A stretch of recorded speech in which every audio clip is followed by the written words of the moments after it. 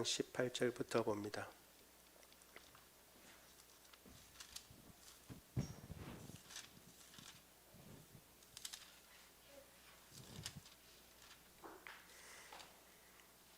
제가 가진 성경으로 구약 101쪽에 있습니다. 누가복음 7장 18절로 35절까지의 말씀을 좀 깁니다. 보도록 합니다. 교독합니다. 제가 먼저 7장 18절을 읽습니다. 요한의 제자들이 이 모든 일을 그에게 알리니 요한이 그 제자들 불러 주께 보내어 이르되 오실 그이가 당신이오니까 우리가 다른 일을 기다리오리까 하라 하매 그들이 예수께 나아가 이르되 세례 요한이 우리를 보내어 당신께 여쭈어보라고 하기를 오실 그이가 당신이오니까 우리가 다른 일을 기다리오니까 하더이다 하니 마침 그때 예수께서 질병과 고통과 및 악기 들린 자를 많이 고치시며 또 많은 맹인을 보게 하신지라. 예수께서 대답하여 이르시되 너희가 가서 보고 들은 것을 요한에게 알리되 맹인이 보며 못 걷는 사람이 걸으며 나병 환자가 깨끗함을 받으며 기먹은 사람이 들으며 죽은 자가 살아나며 가난한 자에게 복음이 전파된다 하라. 누구든지 나로 말미암아 실족하지 아니하는 자는 복이 있도다 하시니라. 요한이 보낸 자가 떠난 후에 예수께서 무리에게 요한에 대하여 말씀하시되 너희가 무엇을 보려고 광야에 나갔더냐 바람에 흔들리는 갈대냐 그러면 너희가 무엇을 보려고 나갔더냐 부드러운 옷을 입은 사람이 보라 화려한 옷을 입고 사치하게 지내는 자는 왕궁에 있느니라. 그러면 너희가 무엇을 보려고 나갔더냐 선지자냐 옳다 내가 너희에게 이르노니 선지자보다도 훌륭한 자니라. 기록된 바 보라 내가 내 사자를 내 앞에 보내노니 그가 내 앞에서 내 길을 준비하리라 한 것이 이 사람에 대한 말씀이라. 내가 너희에게 말하노니 여자가 낳은 자 중에 요한보다 큰 자가 없도다. 그러나 하나님의 나라에서는 극히 작은 자라도 그보다 크니라 하시니 모든 백성과 세리들은 이미 요한의 세례를 받은지라 이 말씀을 듣고 하나님을 의롭다 하되 바리새인과 율법 교사들은 그의 세례를 받지 아니하므로 그들 자신을 위한 하나님의 뜻을 저버리니라.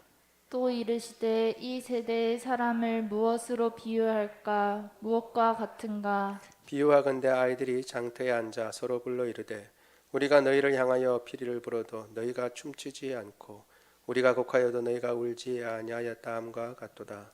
세례 요한이 와서 떡도 먹지 아니하며 포도주도 마시지 아니하매 너희 말이 귀신이 들렸다 하더니 인자는 와서 먹고 마심에 너희 말이 보라 먹기를 탐하고 포도주를 즐기는 사람이요 세리와 죄인의 친구로다 하니 지혜는 자기의 모든 자녀로 인하여 옳다함을 얻느니라. 아멘. 예, 우리가 오늘 읽은 본문의 내용은 세례 요한이 제자들로부터 예수님께서 하시는 그 모든 일들을 듣고 그리고 난 뒤에 자신의 제자들을 보내어서 예수님께 질문한 것으로 시작합니다. 오실 그이가 당신입니까? 아니면 우리가 다른 일을 기다려야 됩니까? 라고 하는 그런 질문이죠. 거기에 대해서 예수님께서는 대답을 하시는데 그 대답이 사실은 이미 요한이 들은 대답입니다. 왜냐하면 요한의 제자들이 그 된 일을 이야기한 것이죠. 그 된 일은 이미 우리가 살펴본 대로 백부장의 하인을 직접 가시지도 않고 말씀으로 고치신 것과 또 나인성의 과부의 외아들을 이미 죽었는데 장래 행렬을 멈추시고 그 청년을 죽은 자를 살리신 그 이야기를 사실은 이미 요한의 제자들이 요한에게 알려주었습니다. 그런데 예수님의 대답이 내가 그다 아니다 라고 말씀하시지 않고 지금 병자들을 고치고 있는 가운데 있으니까 보고 들은 것을 이야기하라고 하시면서 똑같은 말씀, 제자들이 이미 요한에게 해 주었을 법한 그 말씀을 그대로 또 하십니다. 그래서 눈먼 자가 보게 되고 다리 저는 자가 걷게 되고 죽은 자가 일어나고 가난한 자에게 복음이 전파된다. 그렇게 전해라 라고 말씀하시며 나로 말미암아 실족지 않는 자가 복이 있다. 이렇게 말씀하십니다. 이 말씀만 보면 요한이 예수님을 지금 아직도 잘 메시아인지 모르고 있구나라고 하는 생각이 들게 합니다. 그런데 그 다음 구절이 또 우리를 의아하게 만드는데 오히려 예수님은 요한을 칭찬하십니다. 그 다음에 보면 요한의 제자들이 가고 난 뒤에 요한에 대해서 평가를 하시는데 선지자보다 뛰어난 자고 여인이 낳은 자 중에 그보다 큰 자가 없다라고 말씀하십니다. 요한에 대해서 대단한 평가를 하시는 것이죠. 그러니까 의아한 거죠. 나로 말미암아 실족치 않는 자가 복이 있다라고 말씀하시고 요한에 대해서 이렇게 놀랍게 평가를 하시니까. 그리고 난 뒤에 더 놀라운 말씀은 그런데 천국에서는 가장 작은 자가 저보다도 더 크다라고 말씀하십니다. 이건 또 무슨 말씀인가? 그 맥락 그대로 보면 천국에 있는 예수님을 믿어 천국에 간 사람들이 오히려 요한보다도 더 크다. 그러니까 지금까지 여자가 낳은 자보다도 제일 큰 요한보다도 더 크다니까 엄청난 것이죠. 엄청난 선포를 하시고 난 뒤에 사람들은 이제 요한을 믿었기 때문에 당연한 것으로 생각하고 기뻐했지만 그러나 바리새인과 요한을 믿지 않는 사람들은 그것을 오히려 듣기 싫어했습니다. 그러니까 예수님께서 다시 비유로 말씀하시는데 그 비유의 말씀이 그 당시에 아마 가장 즐겨 아이들이 행했던 놀이에서 가져온 비유인 듯합니다. 한쪽에서 장례가 진행되는 것처럼 곡을 하면 저쪽에서 같이 울어주고 이쪽에서 피리를 불면 같이 춤을 춰주고 그렇게 해서 장단을 맞춰가면서 서로 이제 보완하면서 이렇게 노는 놀이였는데 그런데 이 세대가 꼭 그와 같아서 요한에 대해서는 말하기를 참으로 먹지도 않고 금식하며 귀신이 들렸다고 이야기하고 예수님에 대해서는 먹기를 탐하고 포도주를 즐기고 죄인과 세리의 친구다라고 그렇게 평가했다는 것이죠. 그러면서 예수님은 지혜는 그 자녀들로 말미암아 알게 된다라고 다시 한번 말씀하시며 알쏭달쏭한 말씀을 하시고 마치는 것으로 되어 있습니다. 이 본문의 내용을 가지고 우리가 좀 살펴보면서 교훈을 얻고자 합니다. 첫 번째 우리가 볼 것은 심판보다 회복이 먼저다라는 것입니다. 좀 풀어서 제가 잡았습니다. 심판보다 회복이 먼저다. 여러분 이제 먼저 생각해 보면 세례 요한의 이러한 질문들이 좀 의아하다고 생각할 수 있습니다. 우리 누가복음 우리가 읽은 본문이죠. 오늘 읽은 본문 18절 19절 같이 한번 읽어보겠습니다. 시작. 요한의 제자들이 이 모든 일을 그에게 알리니 요한이 그 제자 중 둘을 불러 주께 보내어 이르되 오실 그이가 당신이오니까 우리가 다른 일을 기다리오리까 하라 하매. 생각을 해보면 우리가 이제 이 모든 일들에 대해서 요한이 왜 주님께 직접 나와지 않고 제자들을 보냈을까라고 생각할 수 있습니다. 그런데 사실 요한의 상황은 지금 감옥에 있는 상황입니다. 이걸 이제 마태복음에 설명해 주고 있는데요. 11장 2절 같이 한번 읽어볼까요? 시작. 요한이 옥에서 그리스도께서 하신 일을 듣고 제자들을 보내어. 마태는 정확하게 얘기하고 있죠. 사실 세례 요한은 우리가 아는 대로 예수님보다 6개월 정도 먼저 태어났고 아이를 낳지 못하는 집안이었던 사가랴의 아들로 태어났습니다. 그리고 난 뒤에 들에서 자라서 나중에 사람들한테 나타났는데 나타날 때에 사람들에게 심판을 이야기하고 그리고 세례를 베풀었습니다. 사실 세례라고 하는 것은 그 이전에 구약 성경에 보면 잘 나오지 않는 부분이죠. 그렇죠? 신약에서 세례 요한 때부터 갑자기 세례가 나옵니다. 왜 그러냐 그러면 세례는 그 당시에 이스라엘 백성들에게 행해졌던 것이 아니라 이방인들에게 행해졌던 것입니다. 이방인들이 유대교로 개종을 하고 할례를 받고 내가 하나님을 섬기겠다, 너희가 섬기는 하나님을 나도 섬기겠다 할 때는 그들을 할례를 행하고 세례를 베풀어서 유대인으로 들어오게 되는 겁니다. 그렇게 행하는 예식이었는데 세례 요한은 놀랍게도 이미 유대인인 자들에게 세례를 행한 것이죠. 그러면 뭐냐 하면 마치 유대인이 유대인이 아닌 것처럼 하나님의 백성인데 아직 하나님의 백성이 아닌 것처럼 여기고 세례를 베풀어 하나님의 백성으로 편입되는 것처럼 그렇게 세례를 베풀었던 것입니다. 그러니까 사실은 놀랍죠. 이것은 사실 말라기에서 예수님 전에 올 엘리야가 할 일에 사실은 속해 있습니다. 그 백성을 하나님께로 돌이키고 하나님의 마음을 백성에게로 돌이키는 그런 일을 올 메시아가 오기 전에 엘리야가 할 것이다 라고 했는데, 지금 세례 요한이 그 마음을 하나님께로, 백성들의 마음을 하나님께로 향하는 일을 세례를 베풀므로 행하고 있었던 것입니다. 그렇게 사실은 행했고, 그러하다가 우리가 잘 아는 대로 헤롯이 자기의 형제의 아내를 취한 것, 그것으로 말미암아 비난하고 그것을 책망하니까 헤롯이 그 소리를 듣기 싫으니까 요한을 옥에 가다 두었습니다. 지금 상황은 그래서 요한이 옥에 있는 상황이라서 예수님의 일들을 잘 듣지 못하고 있다가 제자들로부터 듣고 뭔가 생각이 나서 제자들에게 보내서 예수님 앞에 물은 것입니다. 그런데 이제 우리가 이렇게 생각해 보면 많은 사람들이 이렇게 얘기합니다. 이 부분에서 세례 요한이 예수님에 대해서 증거는 했지만 예수님에 대해서 잘 몰랐다. 그래서 의문이 가지거나 혹은 의심이 생겨서 요한이 지금 예수님 앞에 물으러 보낸 것이다. 당신이 메시아가 맞습니까? 라고 하는 그런 의문을 가졌다라고 하는 것이죠. 그렇게 해석을 하는 주석도 있습니다. 그런데 가만히 우리가 생각해 보면, 더 한번 생각해 볼 수 있는 것은, 그러면 세례 요한이 예수님에 대해서 진짜 어떻게 생각하고 있었냐라는 것입니다.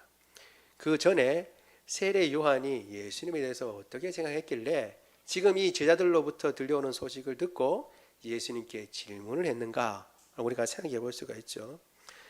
세례 요한은 사실은 예수님을 잘 알고 있었습니다. 오히려 너무나 더 잘 알고 있었던 것이죠. 우리가 이미 살펴본 것이지만 누가복음 3장 16절 17절 같이 한번 읽어보겠습니다. 시작. 요한이 모든 사람에게 대답하여 이르되 나는 물로 너희에게 세례를 베풀거니와 나보다 능력이 많으신 이가 오시나니 나는 그의 신발끈을 풀기도 감당하지 못하겠노라. 그는 성령과 불로 너희에게 세례를 베푸실 것이요 손에 키를 들고 자기의 타작마당을 정하게 하사 알곡은 모아 곳간에 들이고 죽정이는 꺼지지 않는 불에 태우시리라. 아멘. 요한이 지금 자기에 대해서 증거할 때 사람들이 요한을 통해서 세례 요한 당신이 메시아입니까? 라고 물을 때 나는 메시아가 아니다. 나는 물로 세례를 주지만 내 뒤에 오시는 이가 있는데 불과 성령으로 세례를 주실 것이고 그분은 타작마당에서 타작하는 사람하고 같아서 타작을 하고 알곡은 곳간에 들이고 죽정이는 불에 태우는 심판하시는 분이다. 심판주다 라고 얘기를 하고 있죠. 그러니까 이미 요한은 자기 뒤에 오는 예수님이 어떤 분이라고요? 불과 성령으로 세례를 베푸실 분이고 심판주다라는 사실을 알고 있었습니다. 그렇죠. 그리고 뿐만 아니라 예수님을 인간적으로 경험해 봐서 안 것이 아니었습니다.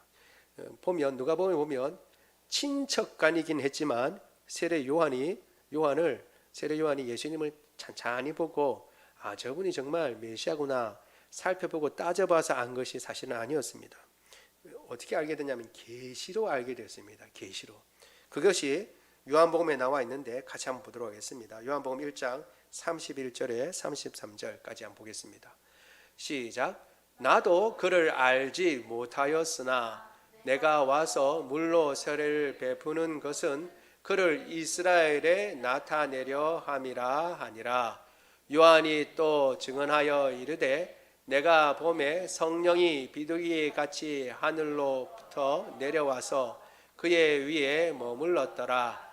나도 그를 알지 못하였으나 나를 보내어 물로 세례를 주라 하신 그이가 나에게 말씀하시되 성령이 내려서 누구 위에든지 머무는 것을 보거든 그가 곧 성령으로 세례를 베푸시는 인 줄 알라 하셨기에. 아멘.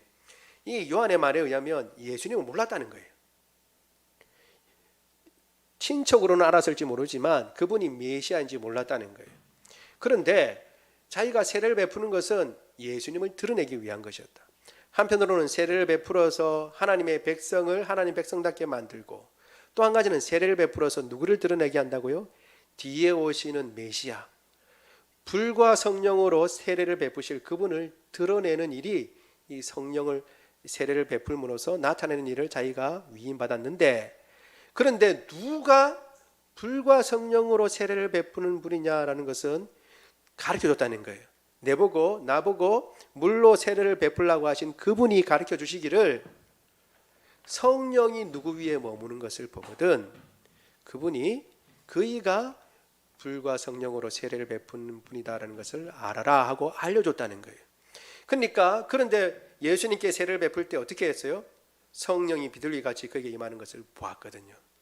그러니까 이거는 경험치로 이렇게 안 게 아니라 계시로 알게 됐고 하나님께서 알려주신 것이고, 하나님께서 알려준 것이 분명하니까 예수님이 불과 성령으로 세례를 베푸실 분이고 저분이 메시아라는 것을 분명하게 요한은 알고 있었습니다. 그렇지요? 그냥 가다가 혹 보니까 예수님이 그리스도실 수도 있고 메시아실 수도 있겠다라는 그런 상황이 아니라는 거예요. 분명하고 또렷하게 계시를 받았고 그리고 분명하게 알았다는 거예요. 인간적으로 안 것이 아니라 계시로 알게 됐는데 어떻게 의심할 수가 있겠습니까? 그렇죠? 그렇게 알 수가 없죠. 그리고 무엇보다도 예수님께서 이미 세상 죄를 지어가는 하나님의 어린 양이라고 알고 있었습니다. 요한복음 1장 29절입니다. 시작. 요한복음 1장 29절 시작. 이튿날 요한이 예수께서 자기에게 나아오심을 보고 이르되 보라 세상 죄를 지고 가는 하나님의 어린 양이로다. 아멘. 단순히 심판하시는 뿐만 아니라 어린 양으로 세상의 죄를 짊어지실 분이라는 것도 알고 있었어요. 세례 요한이. 이때는 어떻게 해요? 제자들은 몰랐어요. 제자들은 아예 예수님께 가지도 못한 거였고, 이 고백을 듣고 안드레가 예수님 처소로 갔다가 나중에 자기의 형제인 베드로에게 알려주게 되죠. 그러니까 지금 제자들은 예수님이 어떤 분이신지 도통 모르는 상황인데 누구는 알고 있었다는 거예요? 세례 요한은 예수님이 정확하게 메시아이면서도 세상 죄를 지고 가는 어린 양이라는 것도 알고 있었다는 거예요. 놀랍죠? 뿐만 아니라 선제하시는 하나님의 아들이라는 것도 알고 있었어요. 요한복음 1장 30절과 34절을 같이 한번 보겠습니다. 시작. 내가 전에 말하기를 내 뒤에 오는 사람이 있는데 나보다 앞선 것은 그가 나보다 먼저 계심이라 한 것이 이 사람을 가리킴이라. 34절요. 내가 보고 그가 하나님의 아들이심을 증언하였노라 하니라. 아멘. 하나님의 아들이라는 고백은 나중에 베드로가 후에 가이사랴 빌립보에서 너희는 나를 누구라 하느냐 하고 예수님이 물으실 때 주는 그리스도시요 하나님의 아들입니다 라고 비로소 고백하는 내용입니다. 그런데 이 세례 요한은 먼저 알았어요. 그리고 그가 나보다 먼저 있고 나보다 위인 것은, 나보다 앞서 계신 것은 먼저 있었기 때문이다 그랬어요. 태어나긴 누가 먼저 태어났다고요? 요한이 6개월 먼저 태어났어요. 그런데 나보다 먼저 계셨다라고 하는 것은 예수님이 선제하신 분, 단순히 인간으로 태어나시기 전에 이미 계셨던 분이라는 것을 요한은 알았다는 거예요? 몰랐다는 거예요? 알았다는 거예요. 그러니까 우리가 단순히 요한이 지금 당신이 오실 그입니까? 아니면 우리가 다른 일을 기다립니까? 라고 하는 질문을 우리가 그냥 요한이 지금 헷갈려 있다라고 생각하기가 어렵다는 거예요. 이 모든 걸 보면 요한은 이미 예수님이 메시아인 걸 분명하게 알고 있는 것이죠. 그렇죠? 그러면 이제 이 물음이 어떤 물음일까 우리가 생각해 볼 수가 있는 겁니다. 여러분, 보통 질문이라고 할 때 이게 말로 하는 것하고 글로 쓰는 것하고는 전혀 다르죠. 그렇죠? 그래서 여러분, 예전에 웃긴 게 있었는데 인터넷에 떠돌았습니다. 경상도 사람이 가짜 하나로 말할 수 있는 거, 이렇게 했어요. 잘 아시죠, 여러분? 가가 이렇게 하면 우리 알아듣죠. 그 아이가 가지고 가서라는 뜻이죠. 근데 가짜로 그냥 다 끝내버리는 거죠. 가가 이렇게 끝내버립니다. 두 짤도 할 수도 있죠. 가가, 이 말은 뭐죠? 그 애가 맞니? 라는 뜻이죠. 그 다음에 가가, 이 말은 뭐예요? 가지고 가라는 말이죠. 가지고 가. 가짜로 다 한 겁니다. 가가, 이거 가져가도 돼? 그럼 가가, 그러면 가라. 그 다음에 가가, 그러면 그 아이냐? 라는 뜻이 되죠. 근데 이거를 글로 여러분 쓴다고 생각해 보세요. 가가 두 개밖에 없어요. 그러면 이게 지금 제가 묻는 거, 가가 이 말인지 아니면 가가라는 말인지 모르는 거죠. 글로는. 물음도 마찬가지입니다. 어떤 물음은 몰라서 묻는 것도 있지만 어떤 것은 어떻게 해요? 확신 가운데 묻는 것도 있죠. 저기 다은이 아니니? 이라고 하는 말은 무슨 말이에요? 다은이 아니니? 제 딸 이름이 다은이거든요. 다은이 아니니? 이라고 하는 말은 다은이가 아니라는 말인가요?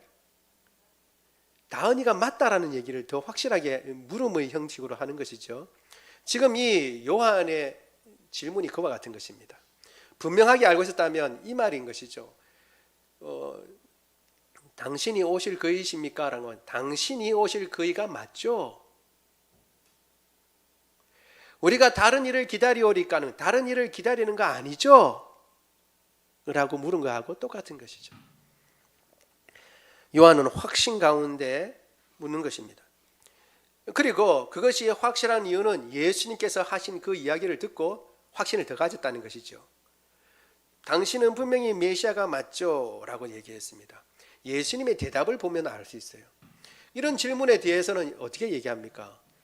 오실 그이가 당신입니까? 아니면 다른 일을 기다립니까? 얘기하면 내가 맞다 이렇게 얘기를 해야 될 거 아니에요. 그렇죠? 보통은. 그런데 예수님의 대답이 엉뚱한 대답입니다. 이미 제자들이 말씀드린 것처럼 요한의 제자들이 대답했을 법한 그 이야기를 똑같이 하고 계세요. 예수님이 대답이 22절에 나와 있죠. 우리 같이 한번 읽어볼까요? 시작. 예수께서 대답하여 이르시되 너희가 가서 보고 들은 것을 요한에게 알리되 맹인이 보며 못 걷는 사람이 걸으며 나병 환자가 깨끗함을 받으며 귀먹은 사람이 들으며 죽은 자가 살아나며 가난한 자에게 복음이 전파된다 하라. 아멘. 이미 가나의 과부의 아들을 살렸습니다. 그렇죠? 그 얘기를 제자들도 요한에게 전해줬어요. 그리고 병든 백부장의 하인도 고쳐주었어요. 그 이야기를 했죠. 지금 예수님이 다시 말씀하시는 내용은 새로울 게 없는 거예요. 요한이 이미 제자들로부터 들은 것하고 다른 내용이 없어요. 예수님 이런 일을 하시는 거 보니까 예수님 메시아가 맞죠? 그래, 내가 메시아가 맞다. 나는 고치기 위해서 왔다. 회복시키기 위해서 왔다. 라고 가르쳐 주시는 것입니다. 이미 우리가 본 것처럼 4장에서 나사렛 회당에서 예수님께서 자신의 고향에서 말씀하셨죠. 가난한 자에게, 눈먼 자에게 복음이 전파된다. 눈먼 자 뜬다. 라고 하는 것을 이사야의 글을 읽으셔서 너희 귀에 응하였다. 말씀하신 그 말씀을 지금 이루고 계신다는 것을 이야기를 하고 있는 것입니다. 혹은 많은 사람들이 이 당시에 이렇게 생각했습니다. 메시아는 심판주로 오시지. 그래서 우리 유대인들은 구원해 주시고 저 이방 로마는 멸망시키시고 그리고 이방 다른 나라들은 다 멸망을 하고 오직 이 유대 이스라엘만 높아져서 존경을 받고 그리고 다 심판하고 의인만 살아남고 악인들은 다 멸망을 하는 그런 심판주로 생각을 했던 것입니다. 사실 이런 생각을 요한도 조금은 했었지요. 요한도 조금은 했습니다. 그런데 요한이 갖고 있는 것 중에 약간의 의문은 있었던 것이죠. 뭐냐 하면 예수님이 분명히 메시아가 맞는데 그러면 심판은 언제 일어납니까? 라는 의문도 여기에 들어가 있는 겁니다. 분명히 예수님이 심판하실 것인데 왜 심판은 안 하십니까? 라는 의문도 사실은 조금 들어가 있는 것이죠. 거기에 대해서 예수님은 말씀하시는 것입니다. 지금은 심판의 때가 아니고 오히려 회복의 때고 구원의 날이다 라고 지금 말씀하고 있는 것입니다. 여러분, 이게 놀라운 부분입니다. 메시아가 오시면 심판을 해야 되고 의인은 의롭다고 이야기하고 죄인은 그 죄인에 대해서 벌을 내리시는 것이 마땅한데 예수님은 그 일을 하지 않으시니까 많은 사람들이 예수님에 대해서 오해를 했던 거예요. 메시아면 백마를 타고 와서 저 악한 자들을 무찌르고 의인은 의롭다고 상을 주고 악인은 악인대로 벌을 내리셔야 하는데 예수님이 하시는 일은 분명히 죄로 말미암아 연약해진 저 병자들을 고치고 죄로 말미암아 사망이 왔는데 그 죽은 사람을 오히려 살려주시는 거예요. 죄에 대해서 캐묻고 심판을 행하셔야 되는데 오히려 죄인을 긍휼히 여기시고 다시금 회복시키시는 것을 보고 사람들은 다 의아하고 어찌 이럴 수가 있는가, 메시아가 아닌가 보다 생각했지만 오히려 세례 요한은 주님이 메시아가 맞죠? 라고 얘기했고 예수님은 그래, 내가 메시아가 맞다. 그리고 이 일이 메시아가 지금 해야 할 일이다 라고 가르쳐주고 계시는 것입니다. 아울러서 다시 말씀드리면 이 나로 말미암아 실족지 않는 사람은 복이 있다라고 말씀하실 때 여기에 세례 요한이 그럼 들어가요, 안 들어가요? 안 들어가는 거죠. 전통적으로 해석하면 여기에 세례 요한이 들어가서 요한도 시험에 들 수 있다라고 말씀하신 것처럼 보이는데 아니죠. 요한을 빼고 나머지 사람들, 그러니까 오히려 요한에게는 이것이 더 힘이 되는 말씀이죠. 힘이 되는 말씀. 사실 기록을 이렇게 보면 요한이 이 일이 있고 난 뒤에 한 1년이 못 되어서 결국은 목 베어서 죽임을 당하게 됩니다. 요한은 자기가 메시아를 이제 소개한 것으로 자기 사명을 다한 것이죠. 그리고 그것을 지금 예수님을 통해서 다시 한번 확답을 받고 그 소망 가운데 거했을 줄로 압니다. 여러분, 지금이 은혜의 때입니다. 우리 고린도후서 6장 2절 같이 읽겠습니다. 시작. 이르시되 내가 은혜 베풀 때에 너를 듣고 구원의 날에 너를 도왔다 하셨으니 보라 지금 은혜에 발만한 때요 보라 지금은 구원의 날이로다. 아멘. 주님께서 이 땅 가운데 메시아로 오셔서 우리를 심판하지 아니하시고 오히려 우리에게 구원의 복음을 들려주시고 심판을 유예하시고 예수님을 믿고 구원을 우리에게 허락하신 것, 우리 연약함을 오히려 도우신 것, 그것을 감사하고 기뻐하며 그렇기 때문에 그 은혜 때문에 더 주의 말씀을 붙잡고 죄를 버리고 주의 말씀을 쫓아 살아가는 저와 여러분 되기를 원합니다. 두 번째 우리가 오늘 본문에서 살펴볼 수 있는 것은 같이 한번 볼까요? 두 번째 보겠습니다. 같이 읽겠습니다. 시작. 세례 요한보다 우리가 더 복되다. 세례 요한보다 우리가 더 복되답니다. 세례 요한에 대한 예수님의 평가가 요한의 제자들이 가고 난 뒤에 이루어지죠. 우리 7장 26절 같이 한번 읽어보겠습니다. 시작. 그러면 너희가 무엇을 보려고 나갔더냐? 선지자냐? 옳다. 내가 너희에게 이르노니 선지자보다도 훌륭한 자니라. 아멘. 예수님께서 너희가 저기 광야에 들판에 뭘 보러 나갔냐라고 얘기합니다. 광야에 누가 있었죠? 세례 요한이 있었거든요. 근데 흔들리는 갈대냐? 그거 아니지. 그리고 좋은 옷 입은 사람이냐? 그거 아니지. 사치한 사람, 좋은 입은 사람들은 왕궁에 있지, 들판에 있지 않지. 선지자를 보러 나갔느냐? 맞다. 요한은 선지자보다 더 나은 자다라고 칭찬하셨습니다. 선지자보다 훌륭한 자라고 이야기를 하시고 나아가서는 여자보다 크다라고, 여자가 낳은 자 중에 제일 크다라고 얘기하고 있죠. 28절도 우리 같이 한번 읽어보겠습니다. 시작. 내가 너희에게 말하노니 너희가 자 중에 요한보다 큰 자가 없도다. 그러나 하나님의 나라에서는 지극히 작은 자라도 그보다 크니라 하시니. 아멘. 여러분, 이 글을 좀 우리가 해석을 해야 되죠. 요한의 이야기를 좀 듣고 난 뒤에 요한에 대해서 예수님 말씀하시며 요한을 높이 칭찬하십니다. 여자가 낳은 자 중에 요한보다 큰 자가 없다. 그러면 요한이 제일 큰 자잖아요. 그렇죠? 그리고 또 나아가서는 뭐냐면 모든 선지자들보다 더 크다라고 얘기를 하고 있습니다. 그러니까 참으로 큰 자입니다. 그런데 그럼에도 불구하고 예수님께서 한마디 더 말씀하시는 것은 그러나 하나님 나라에서는 지극히 작은 자가 그보다 크다라고 말씀하세요. 우리가 생각할 때 이것은 이 하나님의 나라는 만약에 죽으면 가는 곳, 장래에 가는 곳이라 그러면 여러분 우리가 그것하고는 틀리다는 것을 알 수 있습니다. 왜냐하면 그러면 다 큰 자지 큰 자 작은 자가 없잖아요. 그렇죠? 하나님 나라에서 누가 큰 자 작은 자 할 수 있겠습니까? 그런데 하나님 나라의 어떤 성립과 역사의 어떤 기여나 혹은 그 은택을 생각한다면, 그 은혜를 누리는 것으로 생각한다면 요한이 누리는 그 모든 은혜는 예수님을 믿고 그 뒤에 따르는 사람들이 누리는 그 복에 비하면 아무것도 아니다라고 얘기하는 것입니다.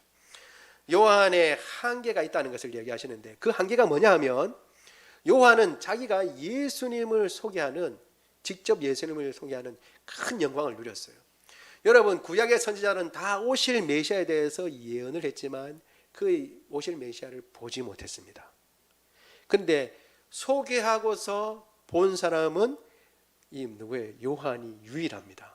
그러니까 요한은 선지자 중에서 가장 큰 복을 누리고 있는 선지자라고 할 수 있습니다. 그래서 예수님께서 선지자보다 큰 자다라고 말씀하시는 것입니다.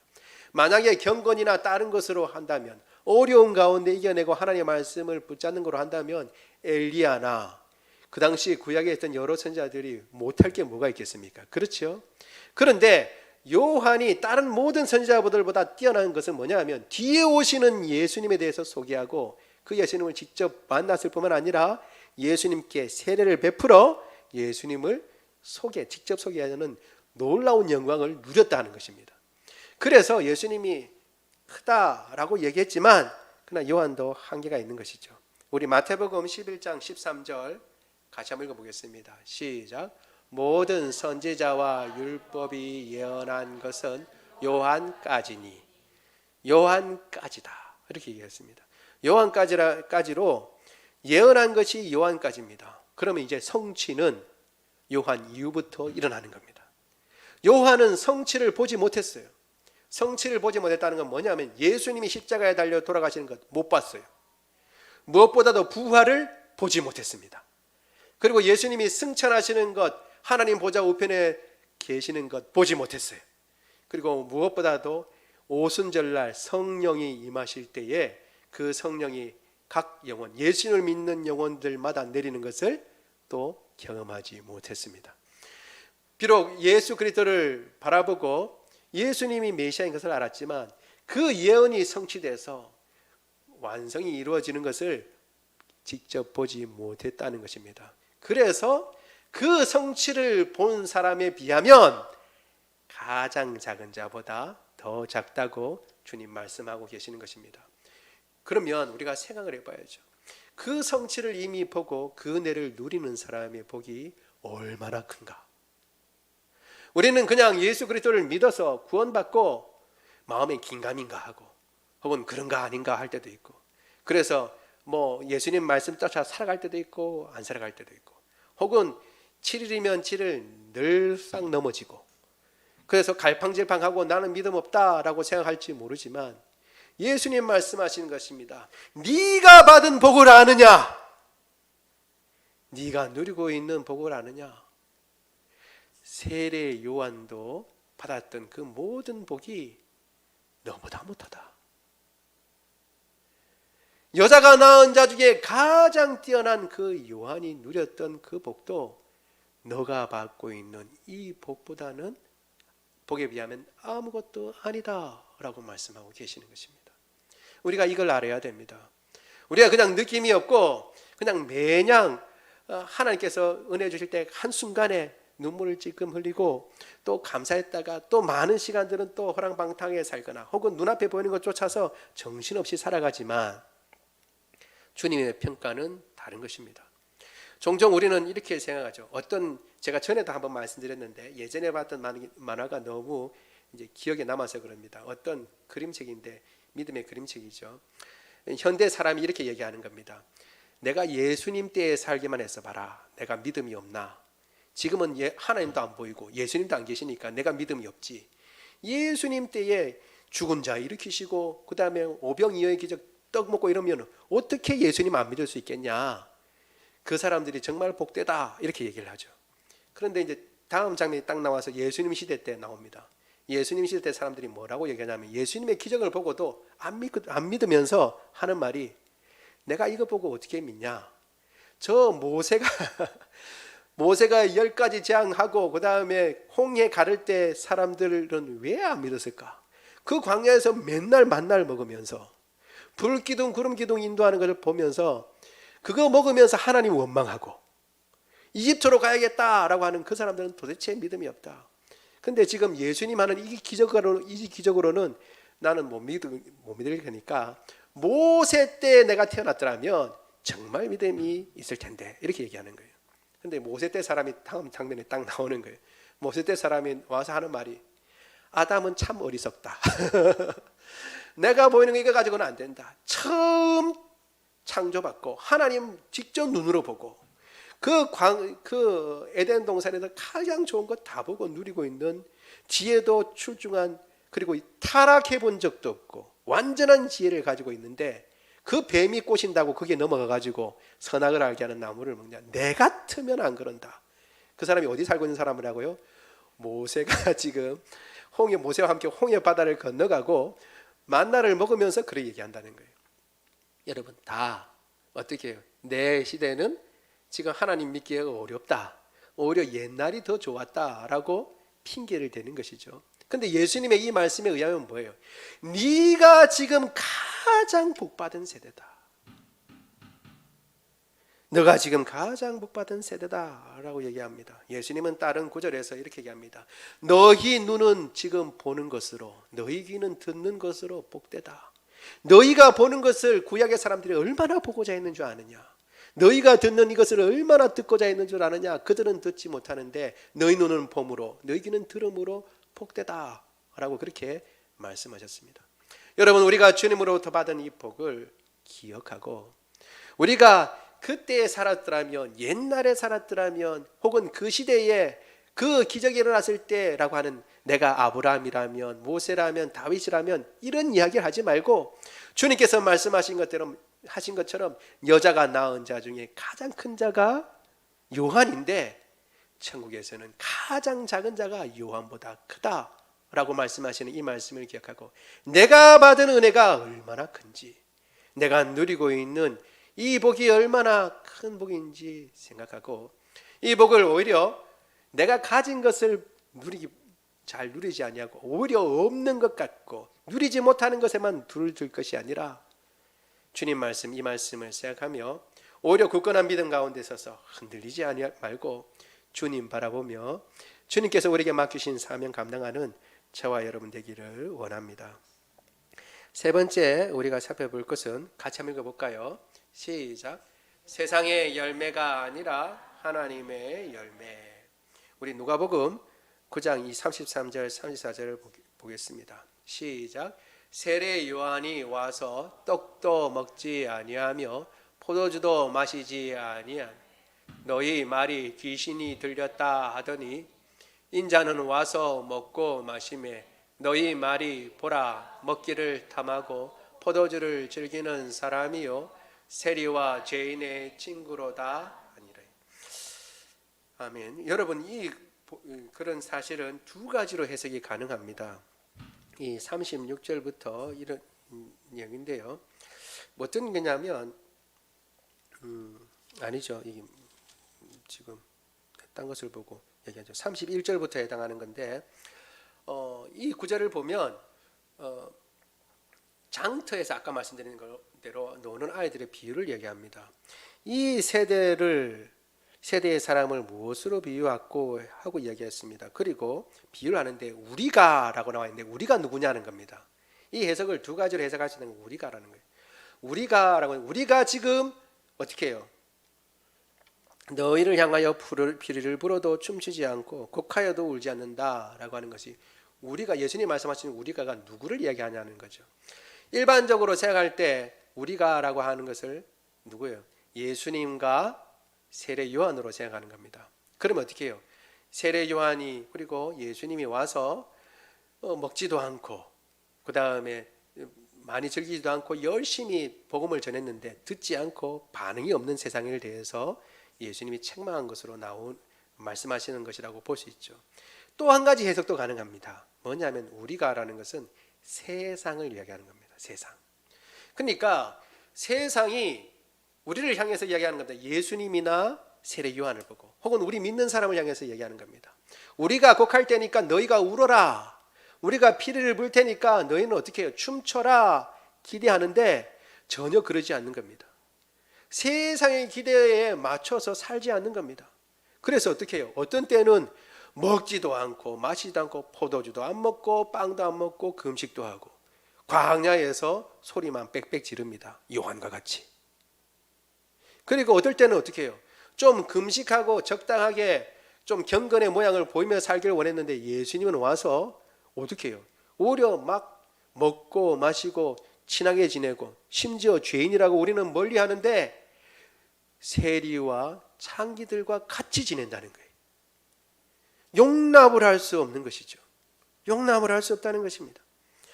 여러분, 둘 다 해석이 가능한데 오히려 저는 두 번째 해석이 더 맞지 않는가 생각이 됩니다.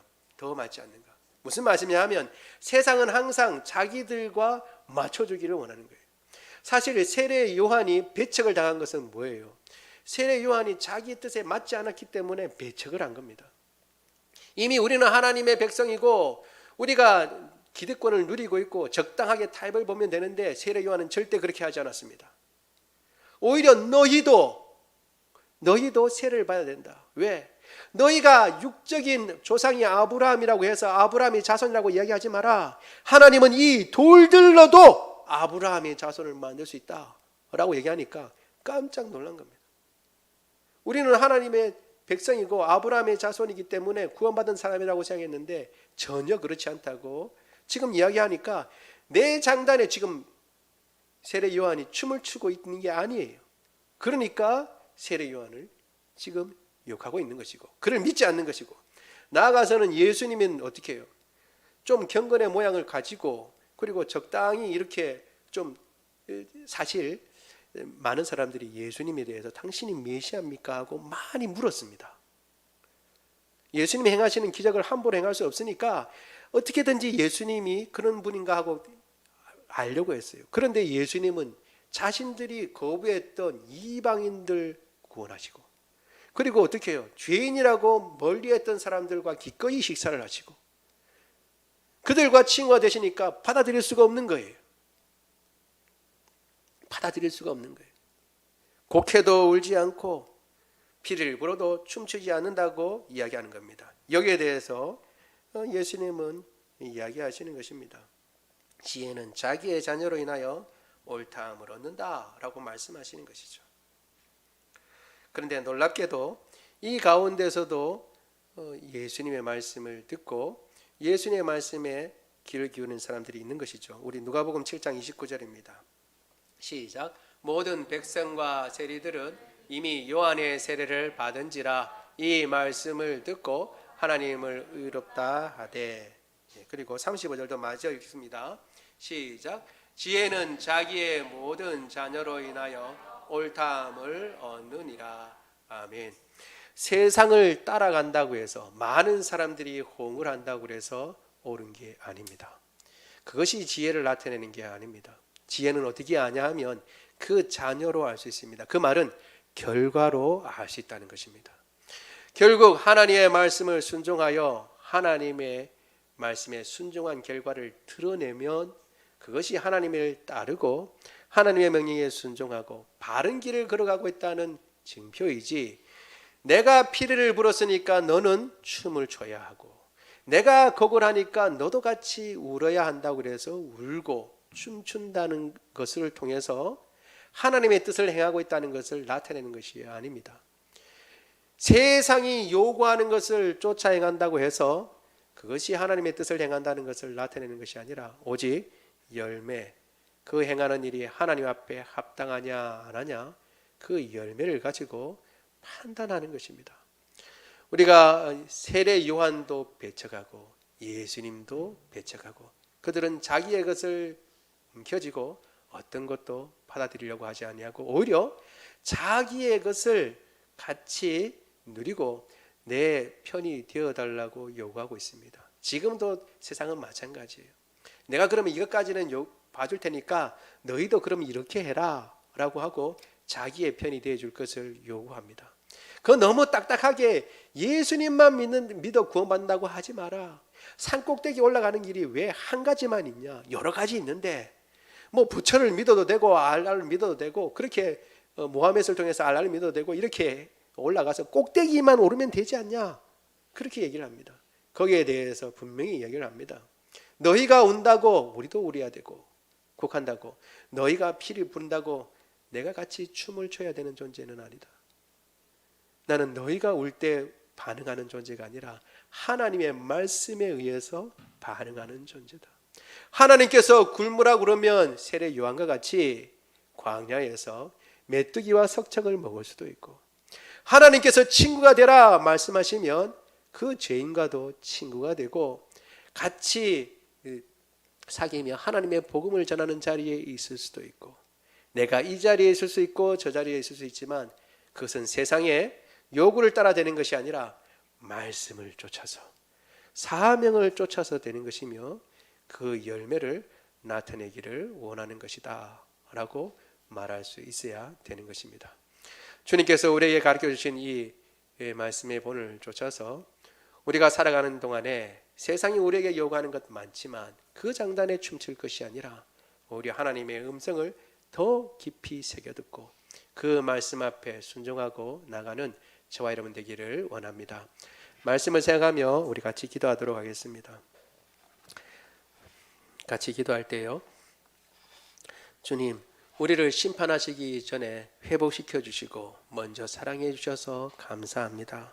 그 사랑 때문에 예수님을 믿고 오히려 심판을 벗어나게 해주시니 감사합니다. 그리고 또한 우리를 세례 요한보다 더 큰 위치로 더 큰 은혜의 자리에 불러주신 것 감사합니다. 그리고 또한 세상의 장단과 가락에 춤추는 것이 아니라 주의 말씀을 쫓아 살아가게 하시니 감사합니다. 우리 같이 한 목소리로 기도하겠습니다. 사랑이 많으신 하나님, 주의 은혜를 인하여 감사를 드립니다. 오늘 하나님 아버지, 세례 요한이 참으로 주님 앞에 제자들을 보내어서 여쭙는 질문에 대해서 같이 살펴보고, 또한 이 세례 요한에 대해서 예수님께서 평가하신 평가와 또 이 세대에 대해서 요한도 믿지 아니하고 예수님도 믿지 아니하는 이 세대에 대해서 주님께서 말씀하신 그 말씀에 대해서 우리가 같이 살펴보았습니다. 하나님, 우리에게 은혜를 내리시고 지혜를 허락하여 주옵소서. 주의 말씀을 가볍게 생각하지 말고 깊이 생각하고 또 그 가운데 주님께서 우리에게 은혜로 주신 것들을 잘 헤아려 살필 수 있도록 주님 도와주옵소서.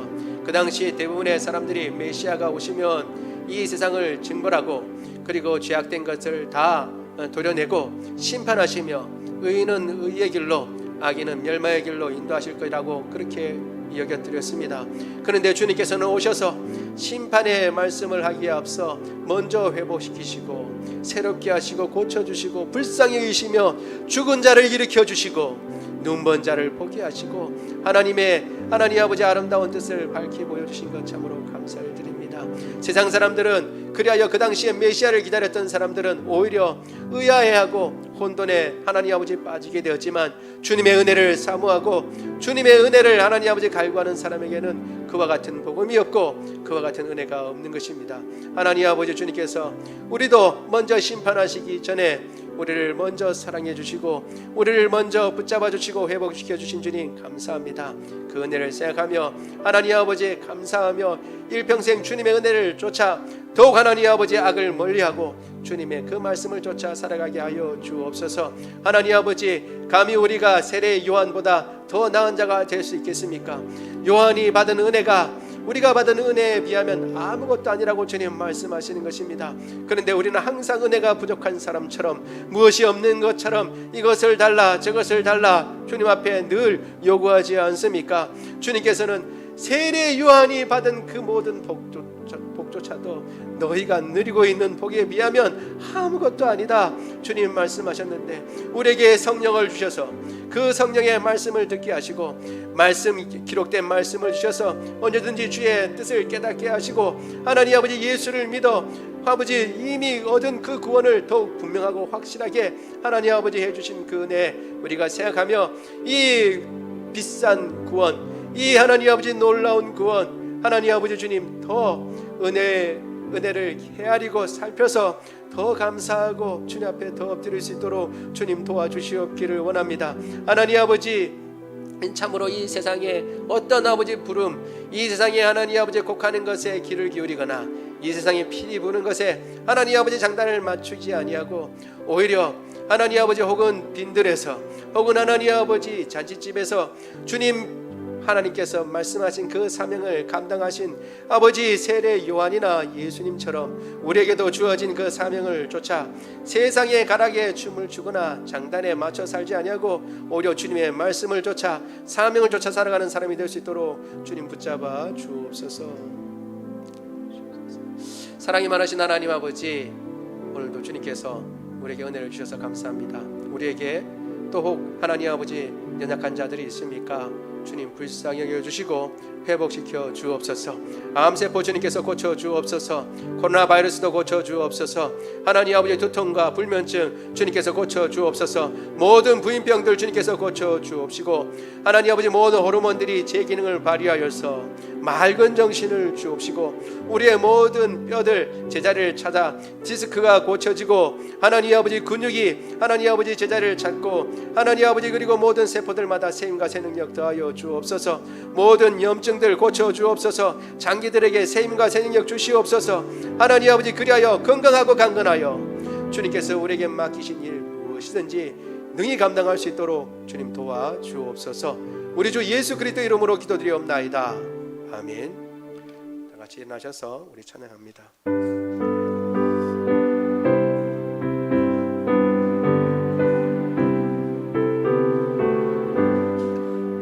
주 예수 의지함이 심히 기쁜 일일세 영생 허락받았으니 의심하주 없도다. 예수 믿는 것은 받은 증거 많도다. 예수 귀한 예수 믿음 더욱 주소서. 그 주 예수 의지함이 심히 기쁜 일일세 주를 믿는 나의 마음 그의 피에 적시네. 예수 믿는 것은 받은 증거 많도다. 예수 귀한 예수 믿음 더욱 주소서. 그 주 예수 의지하여 죄악 벗어버리네. 아리 받고 영생함을 주께 모두 얻었네. 예수 믿는 것은 받은 증거 많도다. 예수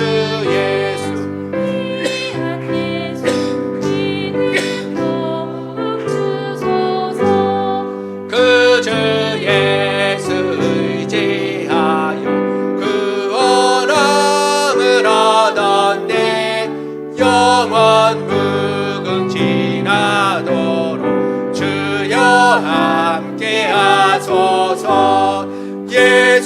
예수 믿는 것은 하는 증거 많도다.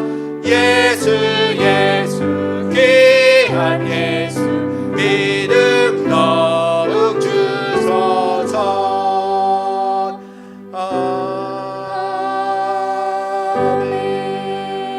아멘. 지금은 우리 주 예수 그리스도의 은혜와 하나님 아버지의 무궁하신 사랑하심과 성령님의 교통하심이 오직 심판보다 먼저 사랑하시고 먼저 치유하시고 먼저 회복하신 그 은혜를 깊이 깨닫고 감사하며 여인이 낳은 자 중에 가장 큰 자인 세례 요한보다도 더 큰 은혜와 하나님 나라에서 더 놀라운 축복을 경험한 자로서 이 땅 가운데 그 은혜를 깊이 생각하고 항상 주님 찬양하며 그 구원을 누리며 살기로 다짐하는 주의 모든 백성들 머리 위에 지금부터 영원토록 함께 하시기를 간절히 축원하옵나이다. 아멘.